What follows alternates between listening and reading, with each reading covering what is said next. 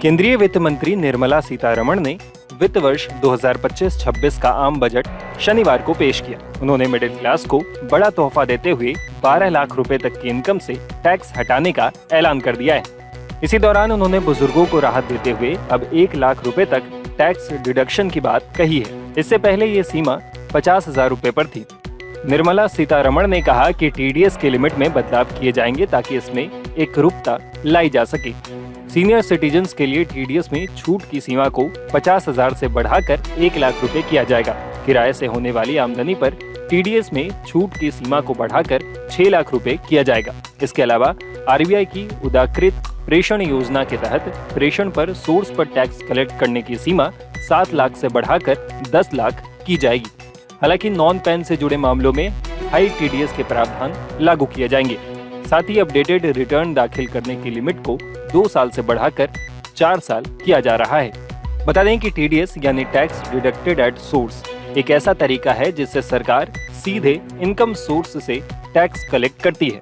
ये withholding tax का एक फॉर्म है जिसमें किसी व्यक्ति या संगठन को मिलने वाली सैलरी, ब्याज, किराया या कंसल्टेंसी फीस देने से पहले ही तय राशि टैक्स के रूप में काट ली जाती है और इसे तुरंत सरकार को भेज दिया जाता है।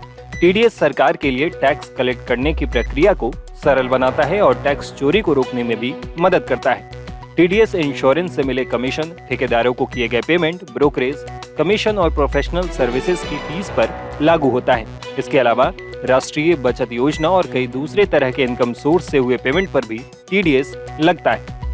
इसके अलावा वित्त मंत्री निर्मला सीतारमण ने बड़ा ऐलान करते हुए कहा कि अब 12 लाख की सालाना कमाई पर कोई भी टैक्स देने की जरूरत नहीं है।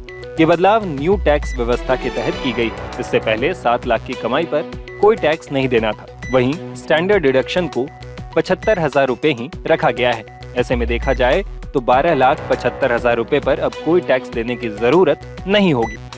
वित्त मंत्री ने कहा कि टैक्स छूट से मिडिल क्लास के लोगों के पास खपत के लिए ज्यादा पैसे बचेंगे, साथ ही निवेश और बचत भी बढ़ेगी। वित्त मंत्री ने इसके साथ अलग अलग टैक्स स्लैब में भी बदलाव का प्रस्ताव किया।